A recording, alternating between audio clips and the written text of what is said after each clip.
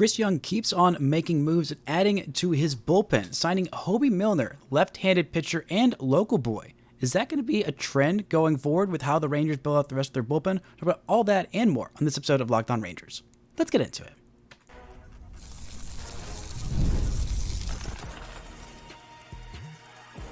You are Locked On Rangers, your daily Texas Rangers podcast, part of the Locked On Podcast Network, your team every day.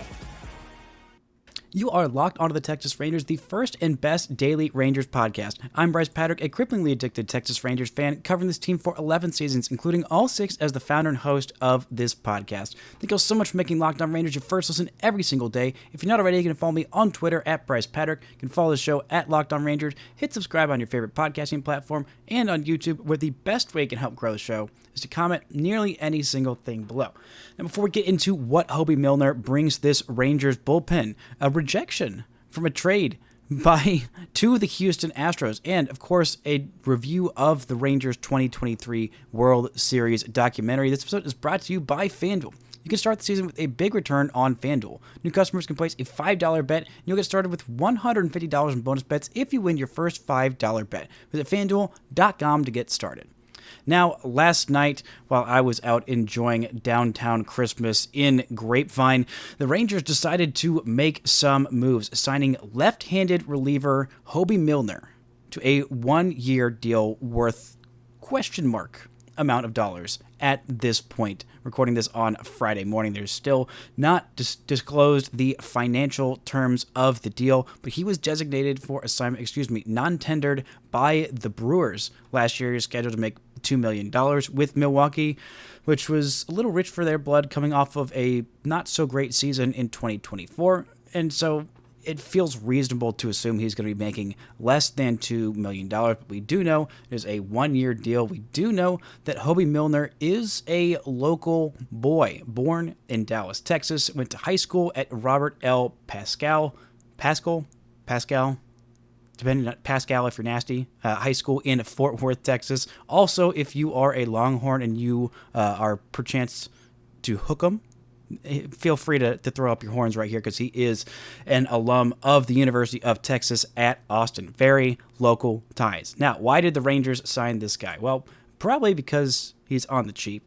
I like these 1-year deals for relievers. Again, I've talked about this a lot this offseason, past off seasons. This has always been my stance, and I stand by it, that going out and getting a reliever, signing them to big old contracts, the best guys, not usually worth that investment, because relievers are so volatile. So you sign a whole bunch of them on the cheap, hope that they can bounce back, and maybe half of them, maybe 60, 70% of them work out and end up looking like great deals. And the other half, well, you didn't spend that much money, so usually it is a thing that is a worthwhile investment. Now, Milner is a left-handed pitcher. He is much better against lefties than righties. The Rangers had several lefties that are projected still to be in their pen in Jacob Latz and in Walter Pennington, but I don't love those guys and the stuff they bring. I'd feel more comfortable if those guys were, not, projected to be high leverage relievers, which at this point the Rangers signed nobody else, make no more deals for their bullpen. That would be the case, but I don't really anticipate that happening. I mean, Latz played probably way too high a leverage relief role last year, even though he was solid in it. I don't feel super confident about that. Same with Walter Pennington. He's fine. A fine depth option, but this is a quality lefty, a guy who doesn't have a whole lot of swing and miss, particularly in terms of his whiff rate. He was in the bottom 10 percentile last year, doesn't have a lot of velocity. His average fastball velo is in the 2nd percentile, averages 88.6 miles an hour with his fastball, but he is a textbook funky lefty. He gets a lot of movement on his pitches. A sweeper is his main pitch, a -3 arm angle. So just literally think left-handed Darren O'Day is kind of his vibe. Sweeper, sinker, four-seamer, changeup, that's kind of his pitch mix in that order. Sweeper and sinker uses both about a third of the time. Then the two-seamer about 21% of the time. The changeup about 15% of the time. Not great results overall last year, a 4.73 ERA in just under 65 innings, but you look below the surface, go look at his baseball savant page, and you see a lot of red there. You also see a lot of bright blue. The whiff rate and the fastball velo, those are the only things that are, bad necessarily. Chase rate in the bottom quarter of the league, he's not getting a whole lot of expanded zone. He just gets a lot of weak contact. It was around average in terms of strikeout rate, but you look at this baseball savant page, you see what the Rangers see in this guy.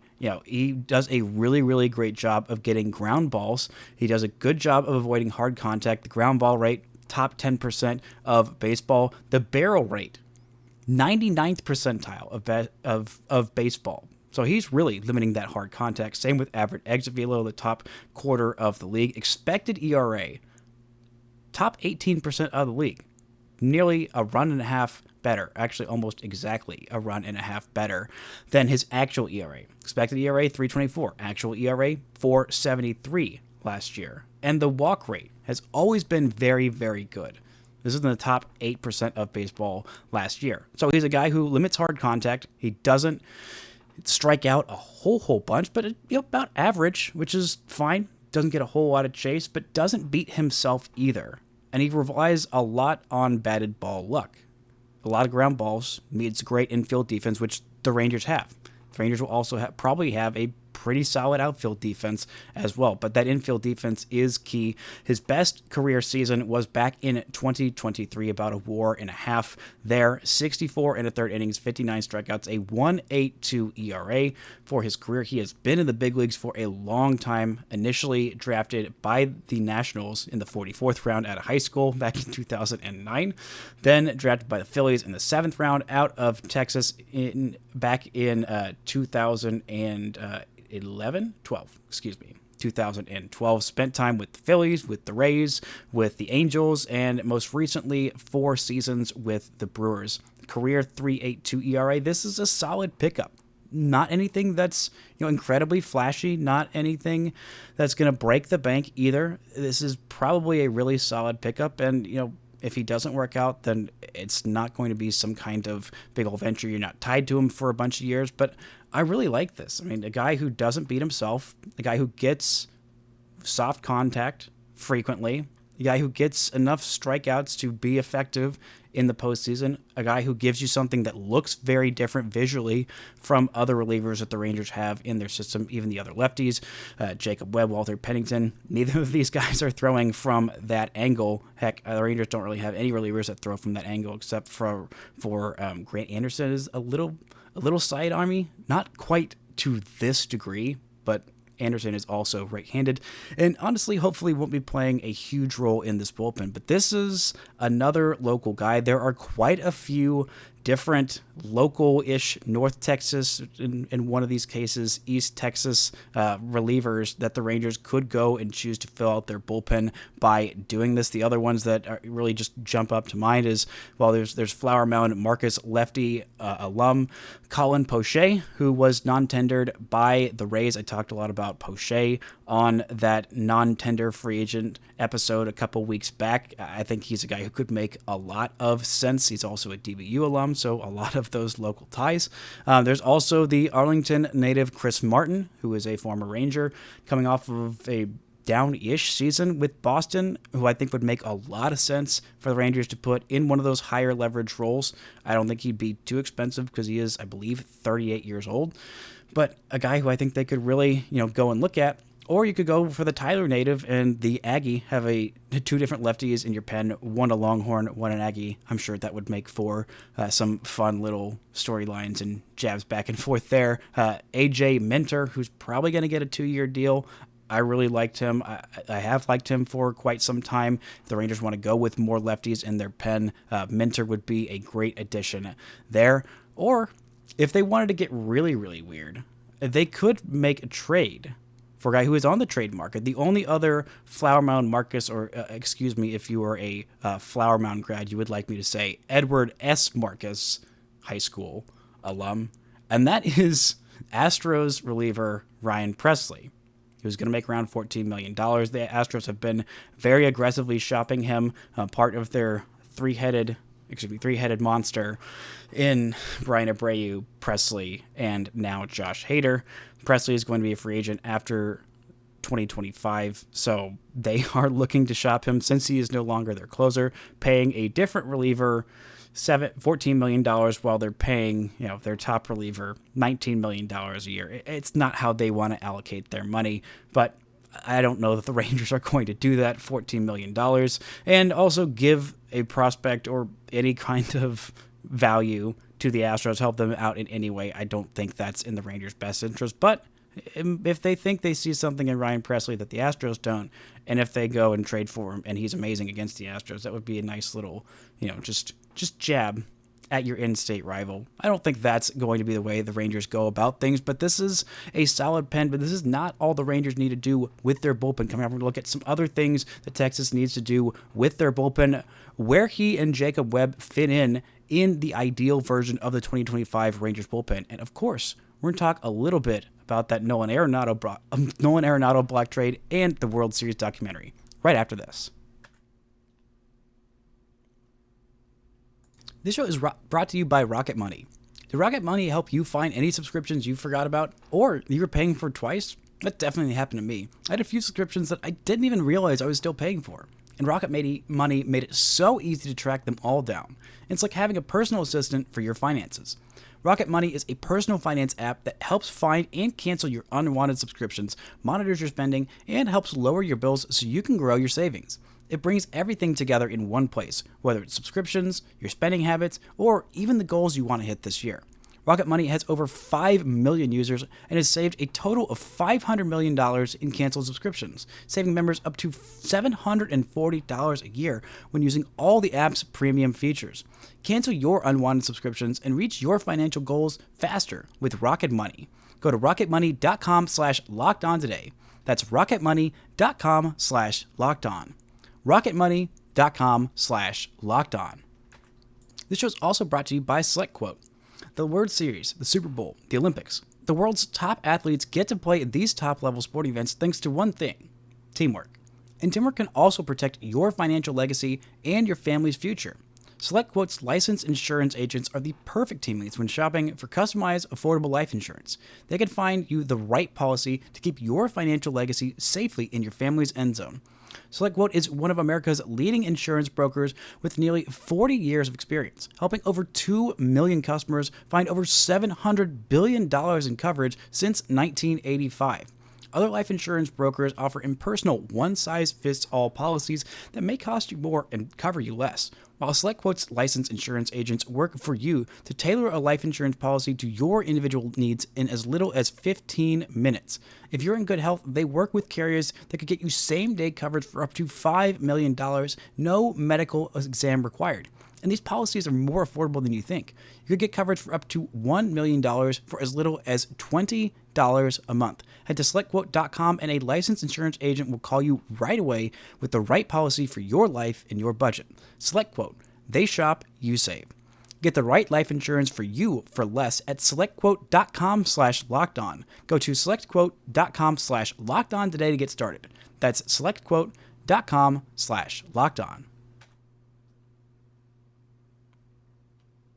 Shout out to the everydayers for making Locked On Rangers your first listen every single day. We'll be back 3 times next week. We are down to the 3 times a week portion of the offseason. I'm going to try and get y'all an episode 5 days a week as much as I can next week during Christmas.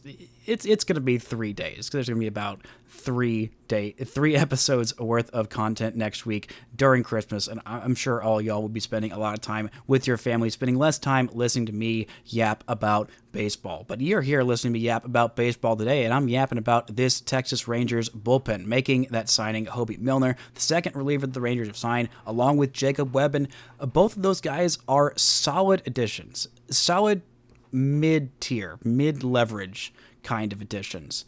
If these two are your high leverage guys, if these are your setup 8th inning, 7th inning, heck, if they're your 9th inning guys, then this is not going to be that great of a bullpen. I think the Rangers have basically two different ways to choose from to add to the rest of this pen. I talked a lot about Kirby Yates versus David Robertson on Wednesday's show, where I landed. I waffled quite a bit on which one, if the Rangers could only afford one, they should bring back. I thought maybe the Rangers might be in on a trade for the former Brewers closer Devin Williams. Alas, the Yankees went ahead and made that move, so he is no longer an option. I honestly would have considered trading Ezekiel Duran plus a prospect somewhere in the 11 to 20-ish range for 1 year of an amazing Devin Williams. But alas, that's not how it's going to be. I think the Rangers will have a chance to go and get Kirby Yates. I think they want to bring Kirby Yates back. I think they're definitely open to bringing David Robertson back. Maybe not as well, but he's definitely, I think, an option. I think they could spend money on one big free agent reliever. Maybe a couple more of these mid-tier deals that aren't too expensive might work out well, might not. But the Rangers are going to need some internal help. They're going to need at least one, if not multiple prospects to step up and play a big part in this Rangers pen. I think Mark Church is the obvious candidate. I thought last year he was going to play a big part of this bullpen because he was basically the story of spring training. It looked like he was going to make the roster out of camp. He missed a lot of time with injuries, did end up making his MLB debut on game 162. Looks solid, has a career ERA of 0 in the big leagues. I don't think that will last through the end of this year, but if it did, well, it's more likely that it's because Mark Church didn't play in the big leagues than he pitched the whole season and didn't allow a single earned run. I think he is going to need to step up in a big way, and I think he will. I really like Mark Church as a reliever. I think there's quite a few other guys that could step up maybe early on in the season. Maybe it'll be more likely that they are ready for the big leagues in kind of the second half. Guys like Skylar Hales, who I'm a little shocked didn't get at least a little bit of a taste of the big leagues this year, or even really much of a stint in AAA. He has been a relief prospect since the Rangers drafted him, touches triple digits, is built like Superman. Literally, they call him Clark Kent in the Frisco bullpen because it's a very handsome man, very much built like Superman, throws that baseball real hard, and I think could be a really solid reliever for the Rangers for quite some time. Brian Magdaleno is a lefty who throws in the upper 90s with a wipeout slider, who they did not protect on their 40-man roster from the Rule 5 draft. I thought he might get taken. Still has some walk problems, has some crazy good K rates. He could end up making his big league debut this year and helping out this Rangers pen. Or maybe it's someone like Dane Acker or Emiliano Teodo helping out in the pen. There's quite a few other pitchers I could just run through, but the bottom line is somebody's going to need to step up from the prospect side in this Rangers pen, probably in a high-ish leverage spot. Maybe John Gray also moves from the rotation to the pen. I talked about that on, I believe it was Tuesday's show, so if you want to go hear my thoughts on that, I talked pretty in depth about why I think that's a great idea for the Rangers to make the most of their righty John Gray and that nasty slider. But that's kind of how the Rangers pen is working out. I think Milner is going to be a solid mid-leverage kind of reliever. I feel the same way about Jacob Webb. Great signings, not, like I said, good signings. Potentially great depending on how it works out with the BABIP luck with their lanky lefty from Pascal High School in Fort Worth. Now, let's look a little bit around the league, around the AL West specifically. The Astros nearly had a new third baseman. They probably will still end up having a new third baseman starting opening day for them. It seems like they have moved on from a reunion with the one, the only, the annoyance, Alex Bregman, because they tried to make a deal for a former, I believe, MVP, if not multiple-time Gold Glover, multiple-time Silver Slugger, right-handed hitter, absolute dominant third baseman quite some time ago, Nolan Arenado. But Nolan Arenado said, no, sir, you are not trading me to the Houston Astros. He blocked that with his no trade clause in his contract. He is all but certainly out in St. Louis after being traded from the Colorado Rockies in a big old deal for a bunch of prospects that mostly didn't work out. Shocker, the Rockies made a bad trade. None of us could have seen that coming. But what is truly shocking is that Nolan Arenado won more playoff games in his tenure with the Colorado Rockies, than his tenure with the St. Louis Cardinals. 0.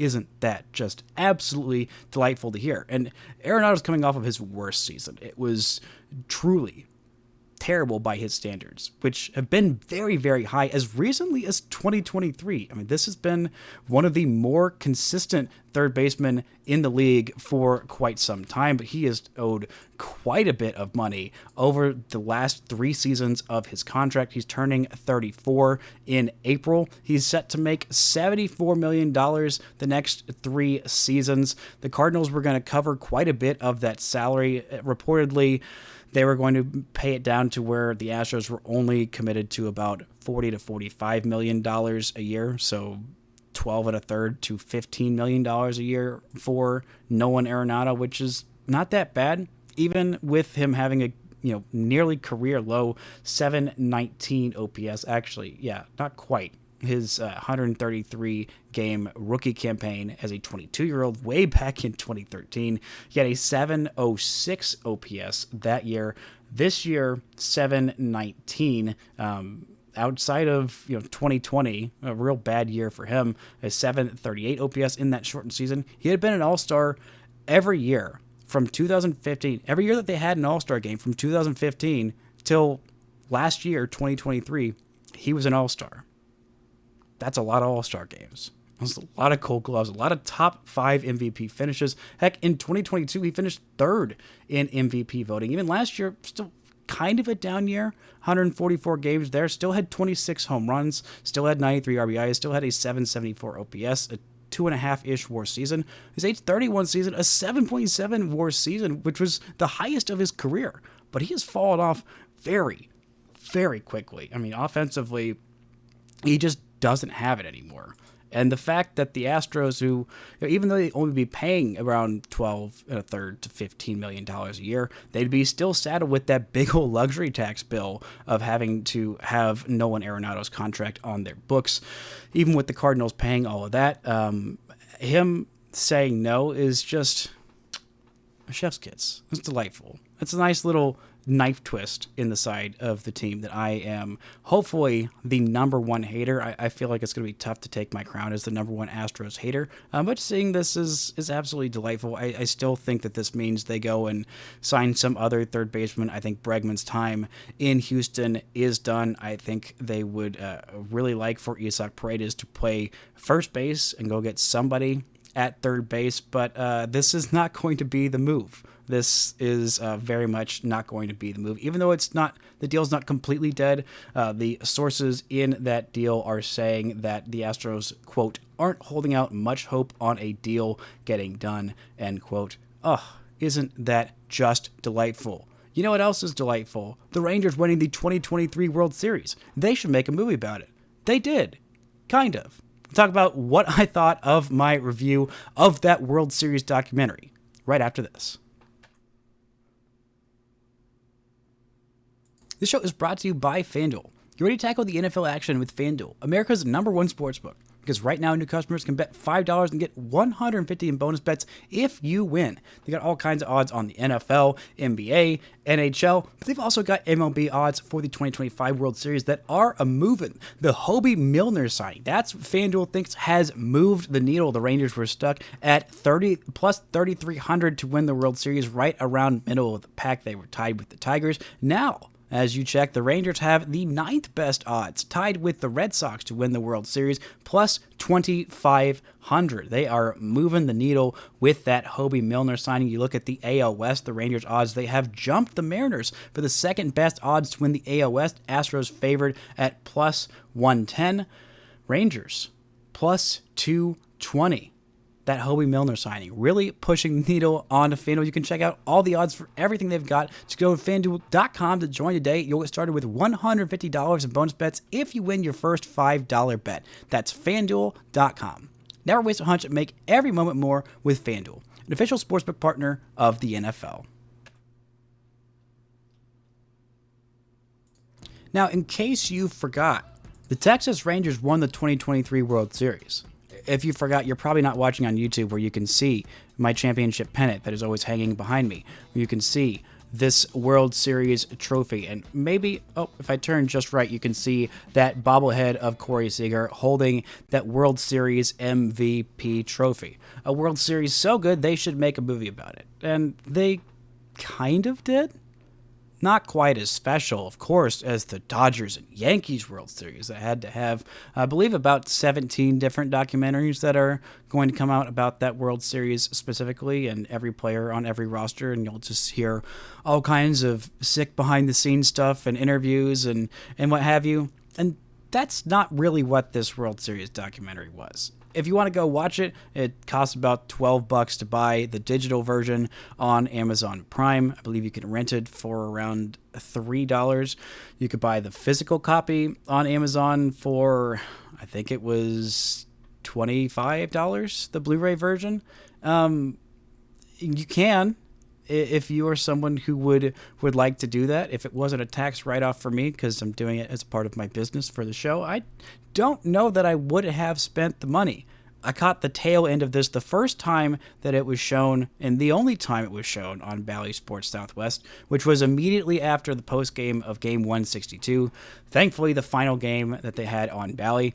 I waited for weeks. I sifted through the different program things, the programming, whatever was supposed to be on the program on Bally Sports Southwest for the next literally 2.5 weeks after the season was done. I thought, okay, surely they will be showing this thing again, because I wasn't really ready to watch that World Series doc and to take notes on it after Game 162.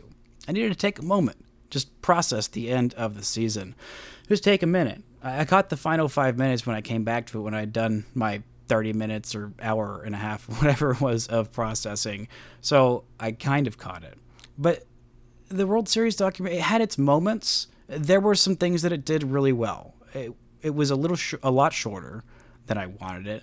The montage of Corey Seager's high drive, it's tied, the music, the camera angles, the everything it just gave me full body chills.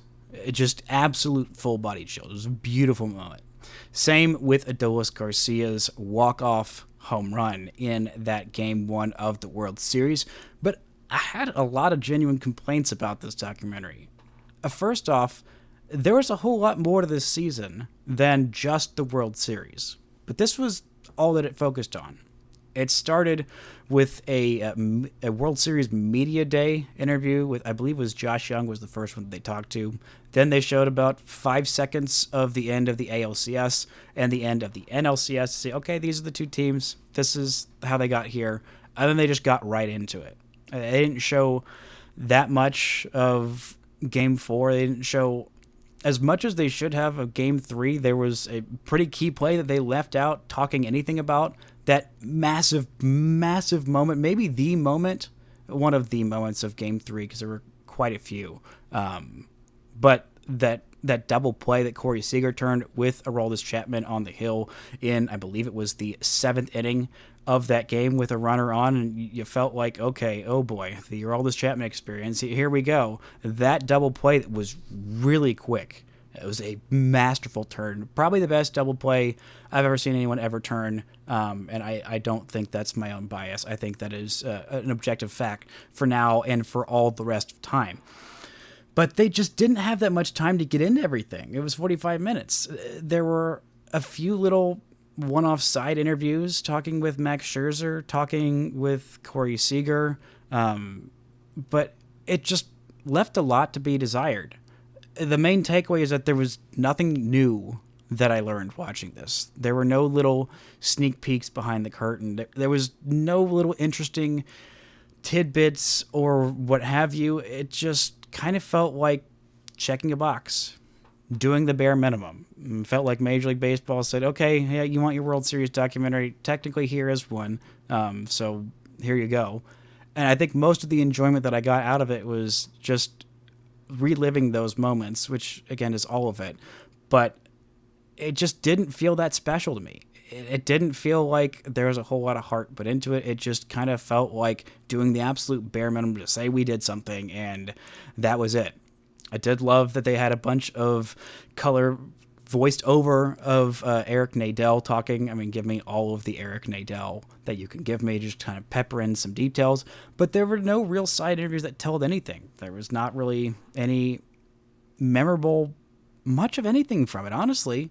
Outside of that montage of Corey Seager's moment, outside of the montage from Adolis Garcia's moment, they even kind of glossed over a lot of the end of Game 5 when things were actually breaking open. It just kind of felt like, oh, yep, we're at the end. We got a time limit, so let's just go ahead and get this done. And it's just deeply disappointing. This was such a special moment. This is an all-time great moment in my life, and I'm sure if you're listening all the way through this, then it was an all-time special moment in your life, or you're my mom listening to this, and it was a little bit special for you. But even still, this was just a huge dropping of the ball. This was, maybe it's part of it is just because they didn't talk to, I think, the right Rangers players. I mean, the Rangers' main stars from this World Series were Corey Seager and Marcus Semien, who love him to death. World Series heroes forever. God bless them. And showing that moment of Corey Seager in Game 3, literally my favorite thing in all of baseball when my team does it, my least favorite thing when it's done to my team, of seeing the opposing manager go out, having a pitching conference with the pitcher, say, okay, this is how we're going to go attack this hitter. We got to throw him exactly this. And then the hitter homers anyway. And that was what Corey Seager did in that 2-run homer against Brandon Pfaadt that ended up being the difference in the game in Game 3. The pivotal game, not the deciding game, but the pivotal game that kind of changed how that World Series went. The Rangers lose that Game 3, right after getting their butts waxed in Game 2. This thing goes a whole different way. But it didn't, because Corey Seager is freaking incredible. But it was just so disappointing that they didn't put more into this. Maybe it's because they just interviewed the boring robots of Corey Seager and Marcus Semien. They just gave stock answers. Even their little, snippets in between games of them like walking and talking about what's going on. It was just the most cliche things. I think they needed to talk a lot more to Nathaniel Lowe. It was always interesting, always candid, always will not just give you the cookie cutter answer. I think they could have talked a lot more with Max Scherzer. It just other more interesting guys. Josh Young is also always a pretty interesting interview. Maybe could have talked a little bit more with Adolis Garcia.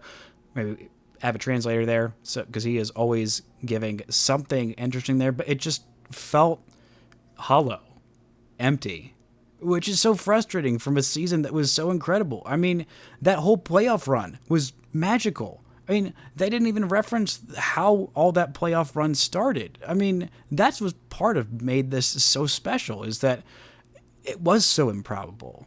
Not that the Rangers weren't great at points during the season. Heck, at points, I thought this was the best team in baseball. They ended up that year as the best team in baseball with the championship to prove it. But because after Game 162, after, the second half of August that was just so brutal, the beginning of September that was so incredibly brutal, heck, even the end of September, the Rangers losing the division title, Game 162, flying as far as you can fly between two different cities in Major League Baseball. Actually, maybe San Diego to Toronto is a little bit farther, but it's about as far as you can go, Seattle to Tampa Bay. And the Rangers just saying, okay, what if we just win our first 5 games? Heck, what if we just win our first 7 games in the playoffs after an abysmal final, basically 6 weeks of baseball? A couple weeks of good stretches there, thanks to the glorious introduction of Evan Carter and the little saving the Rangers and keeping them in the playoff hunt, keeping them in the playoffs, and then just rattling off an incredible postseason run, an incredible ALCS where it looked like the Rangers might sweep it. Then it looked like they may completely blow it after going up 2-0, and then coming back with that magical Game 6 and with that improbably beautiful blowout in Game 7, all heading into the World Series. It just felt like there was so much more to tell, and the fact that they didn't bother to tell it just feels incredibly frustrating. But hey, doesn't take away from the Texas Rangers being 2023 World Series champs. No matter what they say, no matter who remembers it, doesn't remember it, whatever viewership numbers Fox wants to talk about, whatever Major League Baseball does or doesn't do promoting the 2023 World Series, it still happened for all time. And if you want to live it through watching a documentary, well, there is one available if you so choose. That's going to do it for this week's shows. Thank y'all so much for listening and subscribing. And until next time, don't forget to enjoy World Series champion Texas Rangers baseball.